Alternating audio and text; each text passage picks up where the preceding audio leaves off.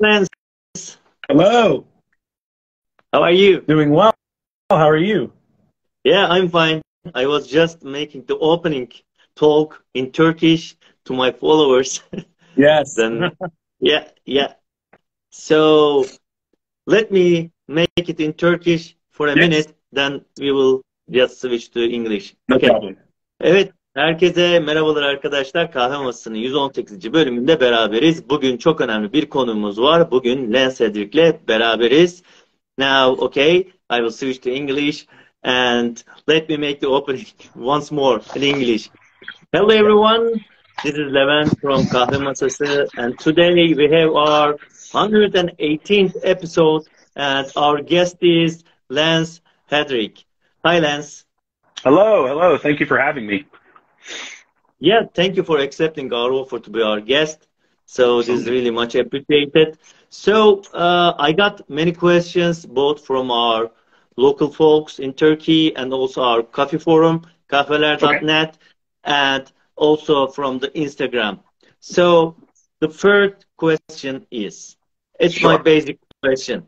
So can you just introduce yourself a bit for those that don't know you and how did your coffee journey started?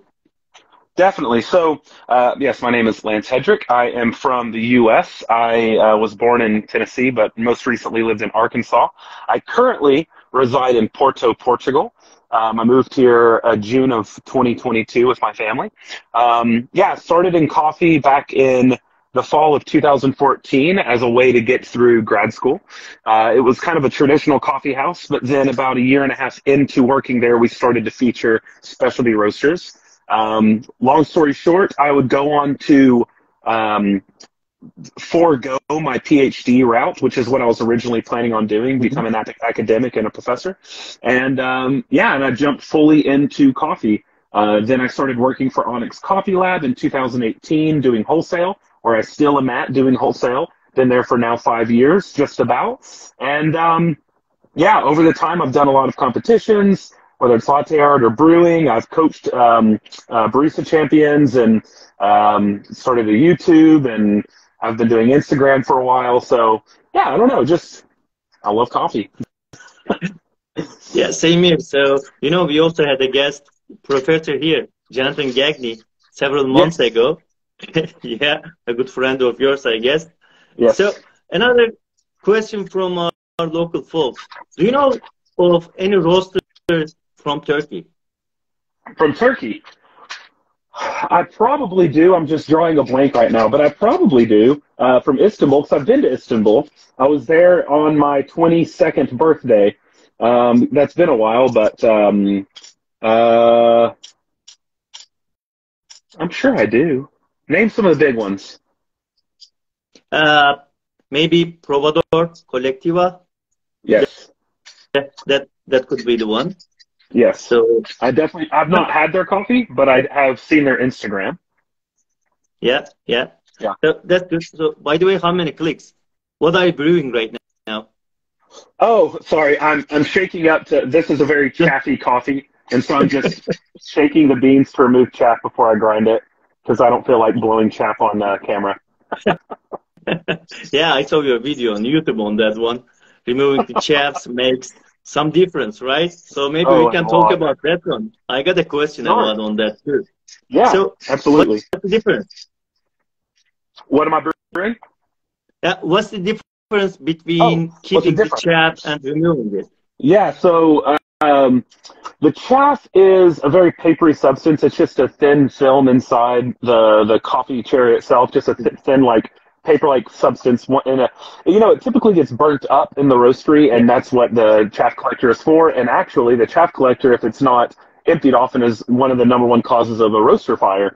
So this chaff, when you roast either really lightly or some coffees that hold onto the chaff a little bit more tightly, you tend to maintain the chaff into the final product, which for those of you unfamiliar, which I'm sure most are, but there could be some really dark roast drinkers on here not familiar with this, but that little sliver in the middle you can see it, is that is chaff. And so when you're grinding, that chaff becomes more available, easier to see. And as you're brewing, it can actually impart some flavor onto the final cup, albeit it's not a ton of flavor. And it's one of those things where you once you taste it, you may not be able to untaste it. And that's kind of what happened to me. Is as I began, when I started in really, I believe it was who was it? What's oh my God.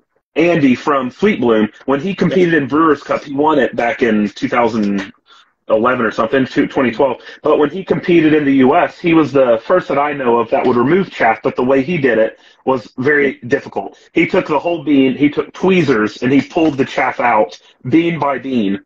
And then over the years, more and more competitors recognized that the chaff was imparting a negative flavor onto their coffee. And so there was a trick that a lot of people started to do, which is using a hand grinder, grinding the coffee as coarse as possible to where it's essentially just breaking the bean in two.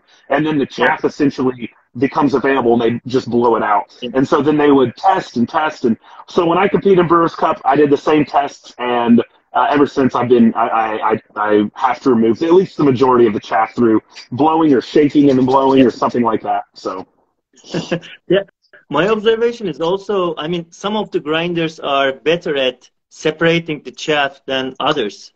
Like Timer X Lite with the double burr. I mean, my observation is better at separating chaff. I mean, once you just, it's not messy. Well, it's and that's why one of the reasons I love the Trimore Sculptor that just came out is it has a little fines collector, but it also collects a lot of chaff, and so you can discard it after. But one of the issues is it causes a mess if you don't have a grinder optimized to collect and remove all of that debris, then it's going to fly everywhere, right? And so that's why people use the Ross Droplet technique, which is good to keep a clean bar, but it keeps all the chaff in your coffee because it weighs it down, and so it makes it a little harder to remove it. I just did a squirt on this, but it's because it's my first grind on this new grinder, and I'm just seeing how it goes. But, yeah. Okay. So let me ask you this question now. So what's your starting V60 recipe?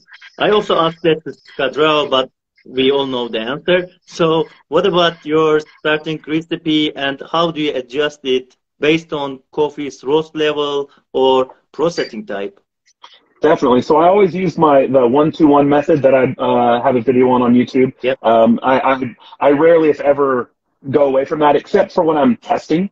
When I test, I want something that's more consistent cup to cup. And since there's a decent amount of agitation in the 1-2-1, I don't do that to negate some of the variables. But yeah, when I brew it for a daily cup of just a cup to enjoy, I always do 1-2-1, which is just I pour about 3 times the weight of the dry grounds, 3 to 4 times, and I agitate it. I'll either take a spoon and flip it, or I'll swirl it, depending on how lazy I am.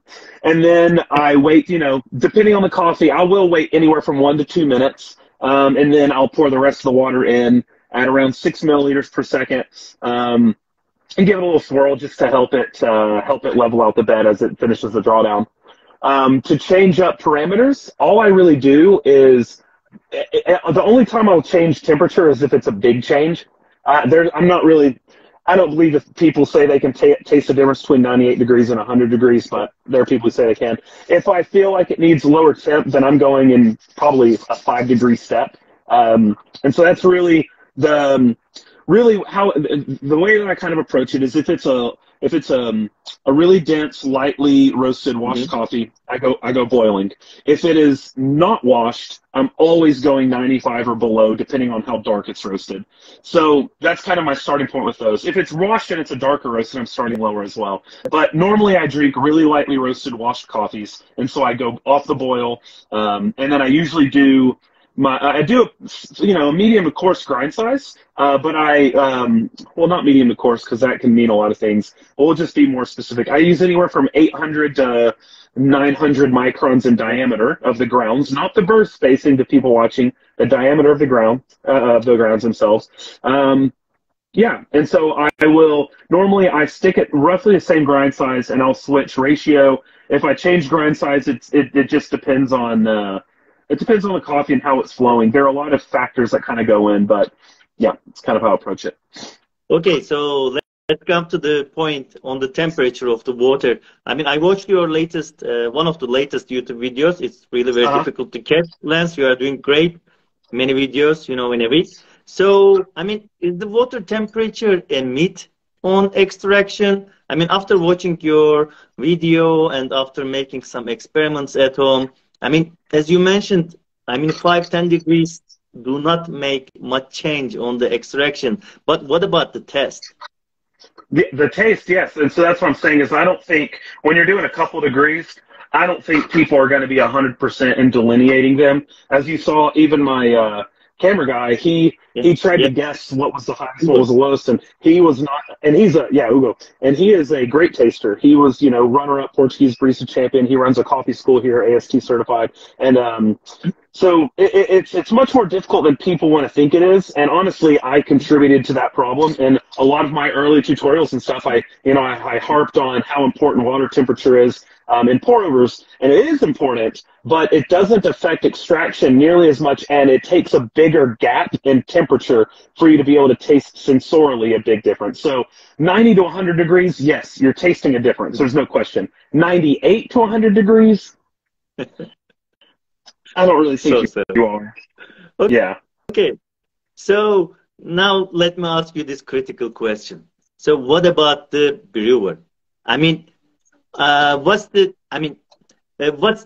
it make? I mean, like, what's the importance of brewer on the extraction? Does it make lots of difference, or is it like the temperature and you can get the same taste with all the drippers? And what's your favorite one?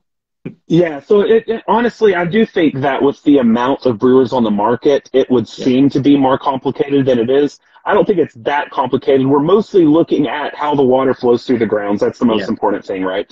And so what you're looking for in a brewer is how the water passes through the grounds and how much doesn't pass through the ground, so bypass. And also, you're looking essentially at the formation of the bed. So really, in all reality, you have two main drippers. You have a cone and you have a flat bed, right? That's essentially what it boils down to. And then you're looking at varying levels of speed of brew. So, you know, there's a lot of gimmicks as to, oh, this allows for this, and all that really matters is the thermal retention of the brewer itself, because that's going to greatly change your brew if you lose 10 degrees during your brew versus losing no temperature during your brew. And then, like I said, the other would be bypass. I do not enjoy brewers that use like Kalita filters or the Frilly filters, because they're so incredibly inconsistent due to the varying amount of bypass that you simply can't control. My favorite dripper is it goes between like a Kono or a V60, just depending on the amount of bypass. But recently I've been in a big V60 kick with the 121.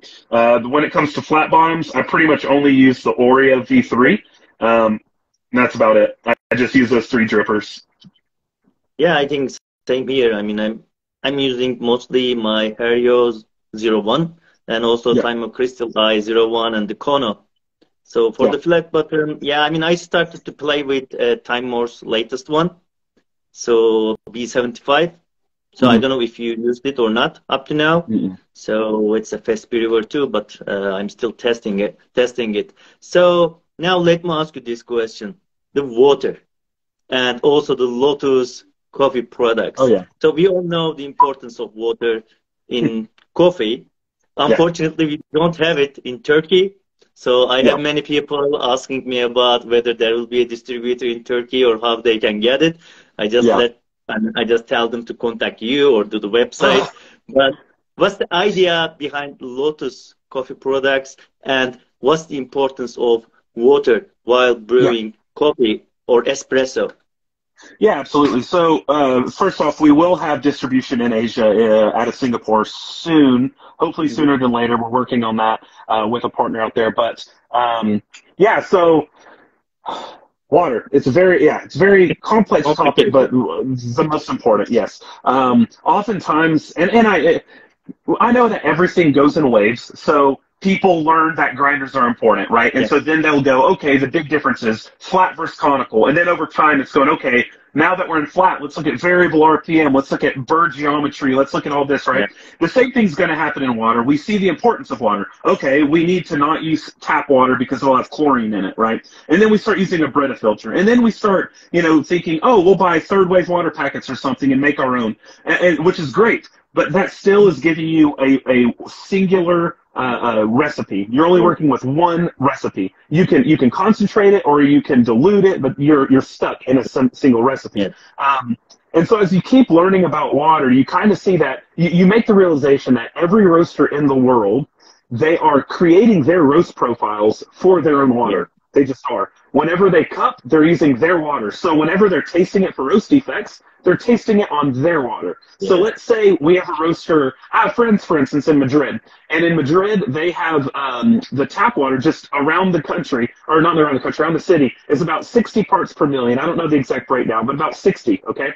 Now, they filter it to get the chlorine and some of the taste out, but they use essentially what the filter gives them, which is great. That's awesome to live in a place with that grade of water. But so they're roasting to that. When they cup, it's with their tap water. Now, when they ship it to a country or to another city that has different water, say 200 or 300 ppm, which is very normal, people will taste it and go, wow, this coffee doesn't taste good at all. And so that actually happened with me. I'd had their coffee before, and it's really solid coffee. They came to Porto, and we did a cupping at a local coffee shop. The water in Porto is 150 parts per million, about more than double what they cup to. And when we were tasting the coffees, all of them were just completely muted, just completely dead. And it's because what the roasters were roasting to is not what we brewed it on. And so, yes, it's great to control your water and to, you know, make the Rayo Perger water recipe or to make the, whatever the holy water recipe. Those are great, but they're not going to work with every coffee. It's impossible. Yeah. And so one of my big draws to the co-founding of Lotus is to be able to present people with the capability of replicating the water of every roaster that they have. So I'm currently trying to get as many roasters as possible to submit for a water test to give me the exact breakdown of their water, and then we can recreate it completely with Lotus. So I already know how to recreate Nomad in Barcelona. I know how to recreate their water with Lotus. I know how to recreate Onyx's water with Lotus. I know how to recreate Coffee Collective in Denmark and Tim Wendelboe in Norway, and et cetera, et cetera.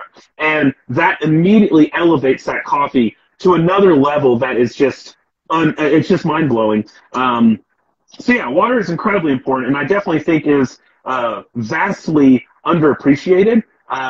Definitely, I will say, once you get kind of into a certain zone, I think the grinder plays a really big part, of course. But in the very beginning, water is the most important aspect, because if you live in Los Angeles, they have 450 parts per million. That's incredibly sludgy water. And if you brew with tap water, like a lot of people do, you're going to have just awful muted coffees, and you're going to be like, I'm not spending money on specialty. It tastes terrible. Yeah. And so the first big thing, even more important than a grinder, is to make sure you're kind of in a certain zone of water, you know, around 20 ppm to around 200 ppm with no chlorine or off flavors. And then turn your attention to grinders, and then turn your attention back to water and fine-tuning it. So water is very important, and I hope that there is a growing recognition of just that, how high of an importance it plays in coffee taste. Yeah, I mean, I even get lots of questions about water, you know, I mean, which water to use, especially for espresso or, you know, for the prover. And as you mentioned, not all coffees react same with same water. So it's a parameter, but most of the people wants to keep it as a constant because they don't want to play with it. And this will come to our next question about the paper filters. So just like water and just like the drippers, we have now considerably high number of paper filters in the market. So they all make, I mean, lots of difference, but I don't like them to be a parameter in the brewing. So what are your thoughts about it, and what are some of the favorite paper filters to use? So first, I agree with you wholeheartedly. I don't want that to be another variable. We have too many other more important variables, in my opinion. But when it comes to paper filters, I keep it pretty simple. Whenever I'm wanting to buy papers in bulk that are cheap and well, cheap relatively speaking, and that are really good, I always get the Kahve medium dark roast paper filters. And what I look for in a paper filter is simple. I want a filter that is that is textured, because more texture gives you more surface area, so Yeah. it has a higher capability of catching fines without clogging. I want it to be somewhat thick so that, again, it can catch fines without clogging too badly. And I want it to be really consistent porosity. So if you put it under a microscope, you're not going to have varying degrees of thinness and thickness. You're going to have a very consistent thread count, essentially, kind of like sheets. And so I see that with the medium dark roast filters. Yeah. Sybarist has incredible filters as well. They're just quite expensive in comparison to other filters. And so those are kind of like, you know, if you're competing or if you just have the disposable income. But to be honest, my daily is the Kahve medium dark, and I don't really stray from that. When it comes to flat bottom, I buy I buy Oria up in UK. They have some nice papers that they've made, and I just get these and then I fold them to put into my Oria so that there's minimal bypass. But other than that, I don't use any other filters. I guess when it comes to espresso, I do use filters. I like Kahve makes some with Weber Workshops that I really like. But yeah, the biggest thing is evenness of porosity and capability of fines absorption without causing or allowing stalling or slowing it down. Yeah, that's good. I also use Hario I also agree with you. I try to choose the affordable and the consistent papers for daily use. For special occasions, special coffees, yeah, it's nice to test, but it's really a lot of cost, when you get the expensive ones. So I want to ask you this question. You were based in US and now you are in Porto in Europe. So what's the difference in coffee culture between US and Europe? I have been to US many times because of my job too. So I know a bit, but just from your perspective, what are the differences? Well, so, the first big thing to kind of ensure we understand is that Europe and the U.S. are huge. And so it's more so, how's the coffee culture different between New York, Los Angeles, Chicago, Portland, Seattle, Denver versus the coffee culture in Paris, Denmark, Copenhagen, Munich, Berlin, London, etc.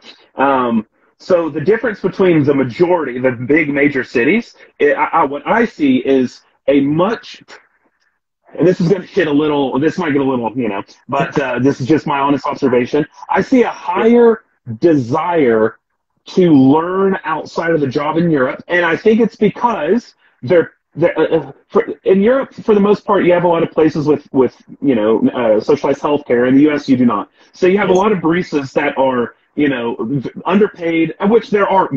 In Porto, they're incredibly underpaid. For instance, out here, just so you all know, minimum wage is like, I'm sure minimum wage here is like 800 euros a month. So baristas are pulling home, after everything, like 700, 650 euros a month. And so it's not that they're paid super well over here, but there is just a different. Maybe it's not even all finances, but there is a different feeling. You have people over here that want to stay in coffee for a long time, and in the U.S., a lot of the baristas are they're in for a couple of years, and then they go on to become an engineer or become, a website designer or something else. So I think one of the biggest observations I've had is I think there's a lot more commitment to coffee as a whole. This is not, if you're from the U.S. and you're a barista, I'm not saying you are not, committed. There are plenty of committed baristas in the U.S. There are exceptions.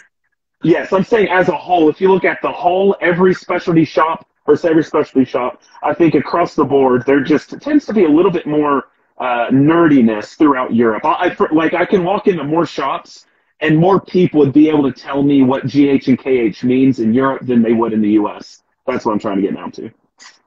Yeah, it's also very difficult to make a living from being a barista in Turkey too. That's why, people have jobs and, they cannot make a living out of it. Yeah. So that's totally understandable. So I want to ask you this question too. Recently we have many experimental processing methods in coffee. I can't even name it now, double processing, triple processing, infused coffees and such. So what are your thoughts on that one, and what are the trends? Is it because of the competitions, or is it like, people could get more money from those coffees. So what are your thoughts on that? Yeah, so this is a topic I want to tread lightly around because I'm not the best to ask since I'm not a producer. But from my understanding, because I do work with a lot of producers, and at Onyx we work with, we've worked over the years with hundreds of them. One of the big things, of course, competition was a big impetus for creating some of these, but also you can raise the score of your coffee using alternative processing methods. So for instance, you have some farms that will process the coffee of other farms on their behalf, and it will raise the value of their coffee a point or two, which is a huge thing and can increase the profit for these producers by 30-40%. So there is a part of it that is definitely to help make it more sustainable financially for producers, but there's also, there's noticing a lacuna in the market of these of more juicing these naturally type of coffees. So you hear constantly people's first jump into coffee is from a natural Ethiopia. You hear that all the time in the US and in Europe. Is this, I had this naturally processed Ethiopia that tasted like blueberries, and then now they're hooked on coffee. And I think some of it is trying to recreate that, but there's also just trying to become weirder and weirder. So it's like who has the funkiest coffee is kind of like a big push between a lot of roasters in a lot of these countries. Is how funky can we kind of make it? I remember years ago, I saw the first time I heard of an infused coffee was this roaster within a couple hours of where I lived. They talked about how they partnered with a producer and they had them spread orange peels over the cherries as they were fermenting. And I was like, what in the world? Why would you do that? Why would you add artificial flavoring to coffee? In my mind, it was like you're adding cream and sugar to your coffee. Like, why would you do that? And then a few years went by, and now it's like a big deal. Now, my personal thoughts on these is I do not enjoy those coffees. But that is not to say they shouldn't happen. In fact, my feelings are a little stronger than that. I just despise those types of coffees. Like, I do. I don't like the taste of them, though. And it's not... And I have fears on it, but I also know that I do not know more than a lot of people in this category. I would talk to someone like Christopher Ferron way before talking to me about it. But some of my fears is there are a lot of roasters that will be working with producers, will push them to make an infused coffee or to do a thermal shock process or something with producers that might not have the cash flow to attempt it and fail. So because they want to work with this roaster, they may attempt it. The crop may fail. The roaster may not want to buy it. And so then they have a failed crop, and that's a big chunk of their year profit. And so now you're having a lot of people trying things that they probably shouldn't try because they don't have the overhead in order to take that risk, or they don't have the guaranteed purchase by a big roaster to take that risk. A lot of these farms that are doing these experimental processes are actually quite wealthy. That's a dirty little secret a lot of coffee companies don't want you to know, is that a lot of these producers are actually very wealthy. And so they want to be able to play the emotional card. Oh, we're working directly with the producer, which they're so poor. Some of them, don't get me wrong, in fact, a lot of them are very impoverished, but there are a few, and some of the more famous, like a lot of these gashes and stuff, are coming from very wealthy producers. And so there are producers that can handle a hit on attempting to add pineapple yeast into the fermentation process. But there are a lot that can't. And and maybe this is me again being ignorant on it, but in my mind it just seems like that is a risky game to play if the market begins to yearn for that, because then I think it could potentially cause some issues for a lot of producers. But again, that's speculation, so I just want to be extra clear to everyone watching. That's my pure speculation on a situation that I am an armchair philosopher about. So, but yeah, personally, I don't enjoy them. I like washed coffees, but I know that this is going to continue to happen. It'll continue to proliferate.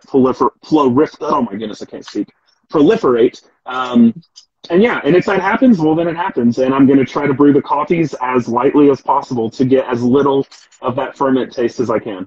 Yeah, I hear you, Lance. So same here. I mean, I like to test them, but I prefer washed coffees, or maybe, anaerobic processed washed coffees. So that's the most. I mean, natural coffees are also good, but as you mentioned, it's very difficult to find a good natural processed coffee recently. Everywhere is like, experimental methods. So now I want to ask you a few questions about the equipments, and most importantly, it's also my favorite area, the manual hand grinders and also espresso makers. So, I mean, I also get a lot of questions like, what should I buy? Can you, tell me which grinder is the best or not? But to you, what's the importance of the grinder for an average home brewer? And do you have any recommendation for them? Maybe you can name a few if you want. But, what should they look when buying a hand grinder? So, it depends on what your first love is. Is it espresso primarily, or is it filter primarily? That's going to largely dictate the direction of your first purchase. And then we're also looking at budget. So if we're assuming you're going for you're just like, I'm pinching pennies. I want really good coffee, but I don't want to spend money. Well, without question, the answer would be an Yeezy Presso Q2 heptagonal. Done. Yeah. That thing is what, 89 or 99 US dollars. I'm not sure what that is in other currencies, but and that is the cheapest you can go while still getting an absolutely fantastic cup. Of course, you can go cheaper with okay quality, but the cup quality is going to begin to drastically change. That's kind of the cheapest thing that I always recommend is that Q2 heptagonal. You can also sometimes you'll find crazy sales on like the King Grinder series, which I think are good. Yeah. I think the Q2 heptagonal though is better than all of them except the K6. And the K6 is never under $100. So my vote there is Q heptagonal. And then when it comes to electric grinders, that's where it gets a little bit more difficult because you pretty much have bad options until you're willing to spend close to 200 US dollars. And so it's a much steeper entry price. So used to, like when I started in coffee, the Baratza Encore only cost like 119 US dollars, but now it's more than that. I know the new ESP version is 199. The fellow Opus is 195. Let's see. I mean, so you have grinders like that are in the $200 range. They do the job just fine. You can also find online if you're willing to buy from AliExpress. I know that there are people who don't trust AliExpress, whatever. I buy from AliExpress almost weekly. I buy from AliExpress a lot. And you can find actually pretty decent grinders on there as well, which I'm absolutely, fine with because I know there are people who have much tighter budgets and you can find some good stuff on there. Granted, it is a gamble because you never know the quality if you're kind of blindly buying something random that looks good. But I've had some good success on AliExpress finding, $100, $120 grinders that work, pretty properly. So yeah, it just kind of depends on what risks you're wanting to take. If you're wanting customer support at all, because if you buy from AliExpress, you won't. If you buy from Baratza, you'll have the best customer support, So it really depends on a lot of factors when you're taking that all into account. But I think the easiest answer is the Q2 heptagonal because there's no electronic boards to fail. There's no plastic bits to it. It's very easy to open up and maintain, and it produces better filter coffee than a lot of those $200 grinders. Yeah. So, it's really difficult to also, tell someone which grinder is the best. As you mentioned, it's based on which purpose they will use and also, Q2. And my favorite is also the EasyPresso Q2 and Timor C3. So those are the two budget grinders. So that I mostly recommend to people if they're on budget. If they are not, there are many options in the market. It's really difficult.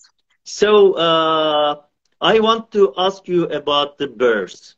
So we know from your recent video also, but what are the main differences between a flat burr and the conical burr for an average home brewer too? Because using flat burrs are also becoming more and more popular, and people want to upgrade. Yeah, you are the guy, and we know you are the guy behind most of those grinder videos, so we really learn a lot from you. And that's why I want to ask you, because I got many questions, queries to ask you this question. So, because I also don't have any flat burr grinders, and all of the grinders I have are conical grinders. So, if someone do not use an espresso machine, high top espresso machine. So do they need a flat burr grinder? Or no? Let me ask you this way. If you want to brew espresso, especially with the light roast coffees and specialty coffee, do you need a flat burr? No. You do not need flat burr. No one needs flat burr. The difference between flat and conical, I think, has both been overblown and underplayed.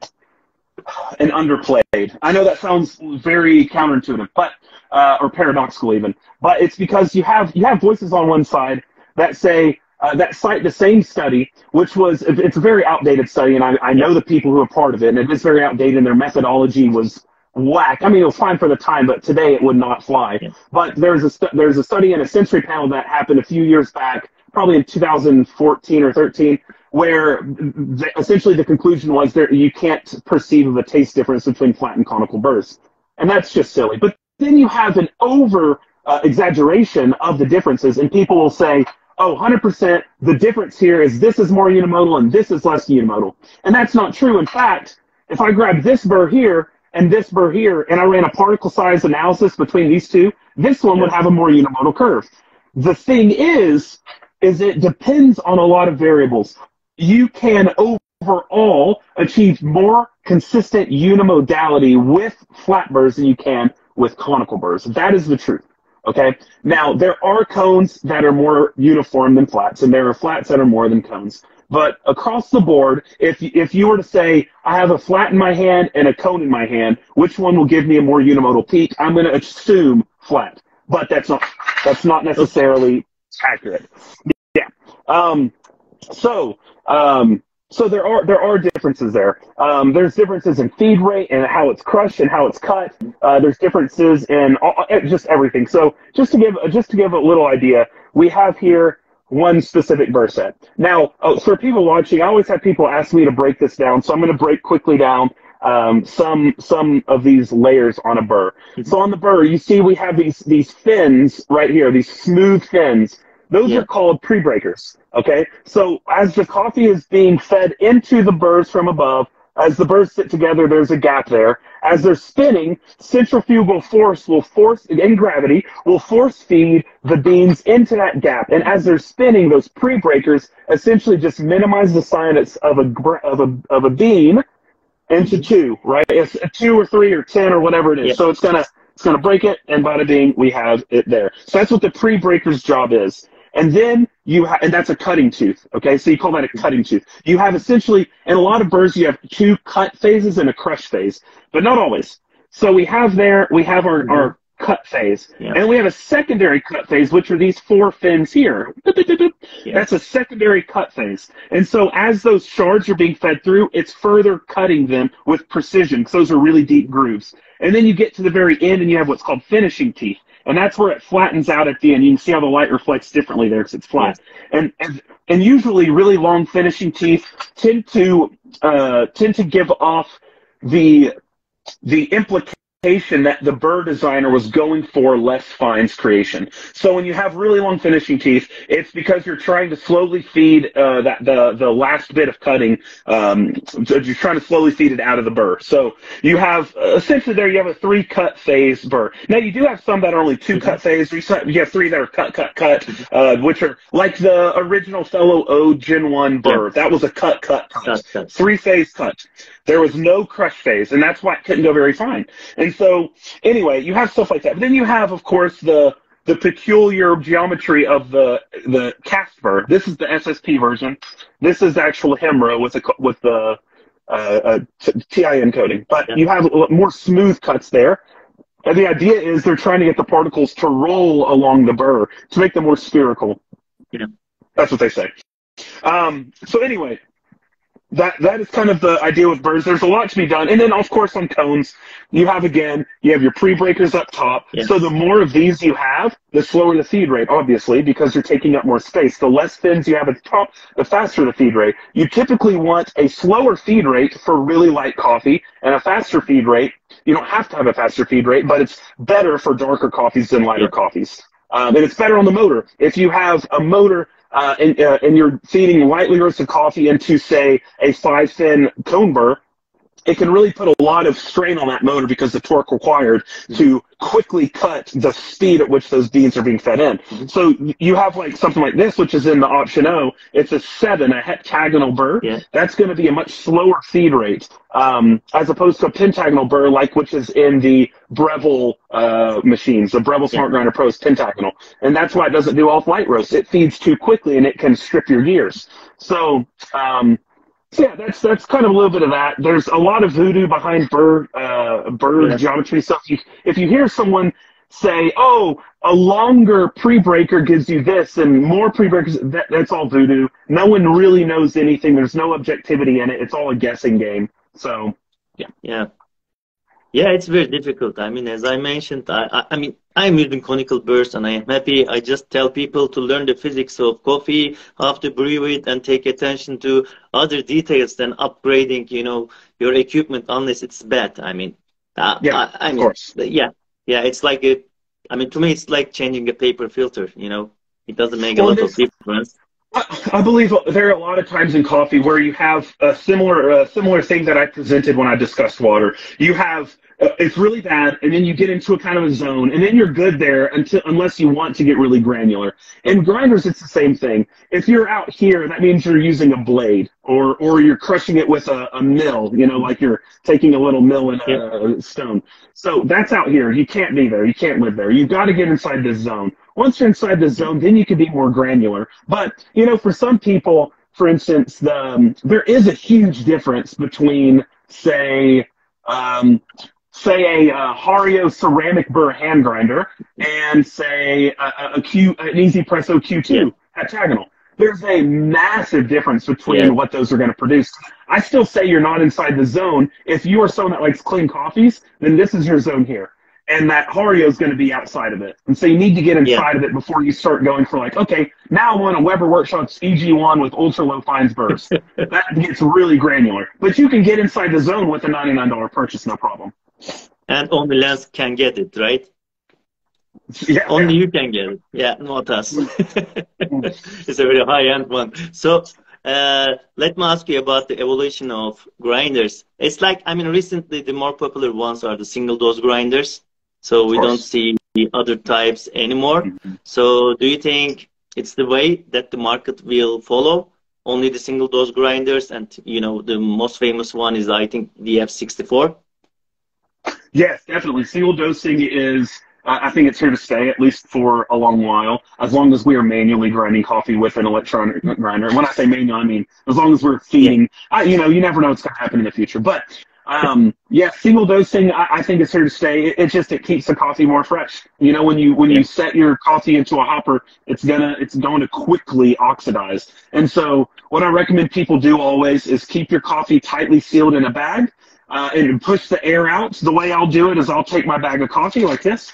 Right when I get it, or right when I think it's rested well, I put a piece of tape over the valve so it stops it from breathing. And then before I seal it, what I'll do is I open it, and then I will roll it like this to push all the air out.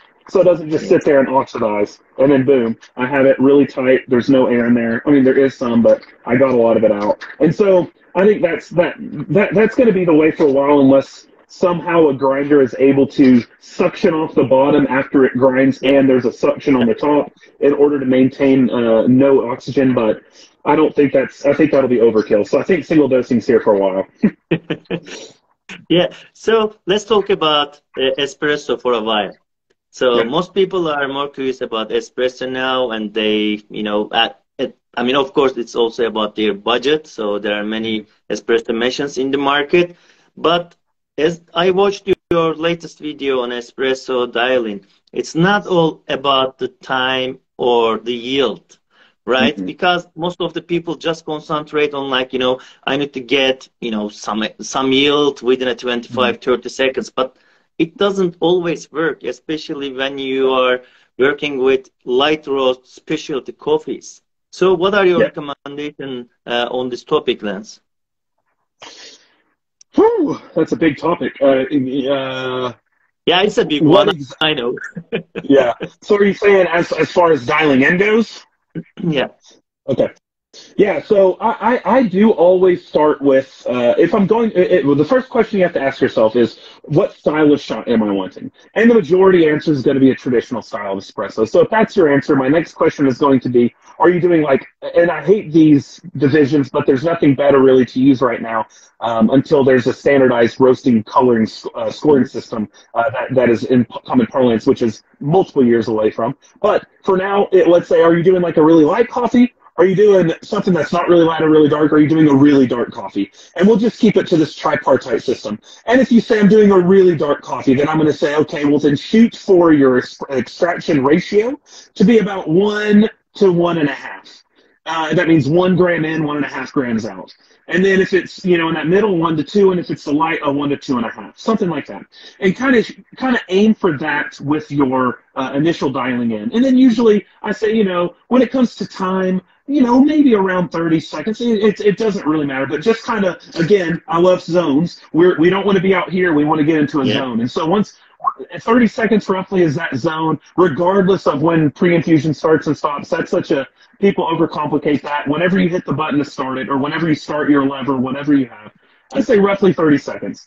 And then from there, you can taste and you can decide what's going on. The thing that will have a bigger change on your final cup than anything is going to be your ratio. So a lot of times people want to change their grind size. They want to change the time. Oh, that took 40 seconds, and so it must be because it was too long. No, change your ratio. Don't mess with grind size. Don't try to change time because that's going to waste more coffee. Change your ratio. Just pull out slightly less or pull out slightly more if it's too fast or whatever it might be. So that's the number one thing is people need to understand the number one way to affect your extraction yield is ratio. So, yeah, that's kind of my, and then of course, with temperatures, I go the lowest temperature my machine can go for dark roast coffees, and usually the highest, well, close to the highest, depending on the style of shot. If it's a really fast style shot, maybe I'll go lower. It really just depends on the coffee, but temperature is another variable that I usually tell people to wait on. Yeah, thank you, Lance. So it's been 45 minutes already, so I have 2 more questions if you have time. Sure. Okay, so those are personal questions actually. So first one is, how much coffee do you consume per day, and what are your favorite roasters?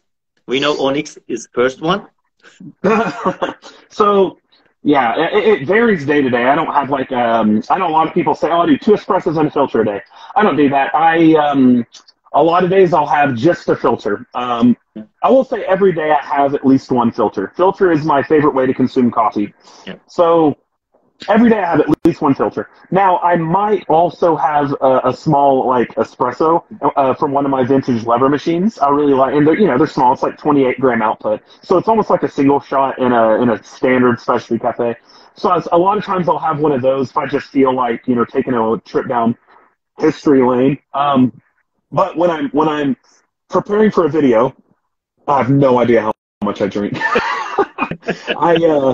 So when I'm testing grinders and stuff, I drink a lot. Granted, I spit a lot, and that's why I have so many.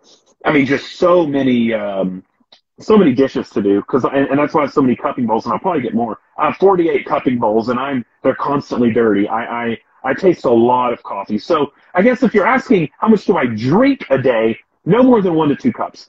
How much do I taste a day? It just depends on what videos I'm preparing for. Yeah, so one of our followers said, the shipping costs are expensive from US to Turkey.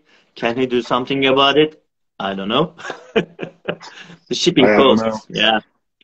They're a lot. So my roasters, the roasters I drink most often would be, probably the top 2 would be Tim Wendelboe and Coffee Collective. And then I also drink a lot of Manhattan on certain coffees. Ben usually gets some really, like his nicer coffees I really enjoy. So like right now what I'm drinking is the El Triangulo, which is a Honduran coffee. I really like when he gets stuff from Finca Soledad, Pepe Hijon down there, a good friend of mine, the producer. I absolutely love his Mejorada coffee. Yeah, those are the ones I drink mostly, and I do a lot of Nomad out of Barcelona. Obviously, those are all European because I'm in Europe. So, but that's mostly what lives on my shelves. Are those roasters? Yeah, if you especially love washed processed coffees, Tim Wendelby and the Coffee Collective are the guys. So, Yeah. and the last question: do you have a professional career on beatboxing or singing? So when I was in university, I did sing and beatbox in a group, and I was on scholarship for it. So I did do that. I guess technically that would be considered professional because I was paid for it. So I did do that about 10 years ago. Yes. So everyone was curious about it because, you know, to be honest, your videos are really honest, friendly, and so energetic. So it's very fun to watch your videos, and you never know what you will see. You know, either you are singing or, you know. Yeah, I think you don't know it too, right? Not at all. All of my videos. So because I still work a full-time job, like I work a ton for Onyx, and I do consulting as well. So I work a lot. So when I'm working on my videos, I'm only working on the research side. I'm only getting to know grinders, collecting data, tasting, yada yada yada. So I do not script my videos ever. I've never scripted a video. I will work on all the variables for the video, and then once I have my thoughts completely gathered and I feel very confident that I'll be authentic and true, then we'll start rolling, and whatever comes out of my mouth comes out of my mouth. So yeah, and it's just because there's not enough hours in a day for me to script on top of everything that I do. Yeah, so yeah, I honestly don't know when I'm going to sing or when I'm going to beatbox or when I'm going to dance or when I'm going to say something weird to my camera guy. I don't know. It's just whatever I'm feeling at the moment. Yeah, just like in the interview, it's spontaneous. I didn't send you the questions. Even, I didn't know what question to ask. You know, it was like very friendly. Oh, yeah. It was very nice. So, Definitely. most of the questions just came out of my mind while we are talking. Sure. So, Lance, do you have, you know, last words for the brewers in Turkey or globally? Any recommendations for them? Oh, yeah, sure, yeah. Let's see. What would be some final words, some lasting words? Oh, yeah, so just make sure that whenever you're doing all this to not get GAS, which is in the film world called Gear Acquisition Syndrome. I do review a lot of gear, and a lot of you who watch all or a lot of my videos, you know, it might turn into a temptation to want to buy a lot of stuff because I might get enthusiastic about X or Y or Z. But just know, yeah, see, there you go. There's a ton of gear. Just know, though, that my enthusiasm is very singular. It's about whatever product I'm doing, and it does not negate the enthusiasm I had for whatever product you might have. So instead of worrying about the next best grinder, the next best burr, the next best water product, even Lotus, instead of worrying about that, you know, worry about, you know, buying better and more expensive coffees. Put your money towards specialty roasters that you can trace where they're putting their money. That is more important than anything else. So that's the number one thing, is make sure you know where your money is going. Don't blindly buy coffee. Make your roasters tell you what they're paying for their coffee, and push for more transparency along the chain. But that would be I guess the final thing is, you know, throughout all of this, don't forget coffee is number one. Amidst all of the recipes, amidst all the grind sizes and the kettles and all this stuff, the coffee itself is what we're about. So you know, make sure that's the center of your hobby and community. So that would be the last thing, I guess. Thank you. And everyone wanna see you singing in the next videos too, especially just like in the dialogue videos. Raise me up so I can stand on mountains. You raise me up to walk. No, I'm kidding. Yeah. So. Yeah, that's great. By the way, we planned this interview for, 2-3 weeks ago, but just because of the devastating earthquakes in Turkey, so we had to postpone it. And thank you also for your support and kind words during that difficult times to support us. I appreciate it, much appreciated. So everyone, today we had Lance Hedrick. I don't know how to name him. He's the sales of Onyx Coffee, co-founder of the Lotus Coffee Products, a YouTuber, Nuisance, a coffee geek. I don't know how to name him. And even he's the Latte Art Champion and the coach for Morgan. So thank you for being with us, Lance, and thank you so much for your time. I hope to have you in another episode of Kahve Masası Turkey. Thank you so much. Thanks for having me. Thank you. I'll see you.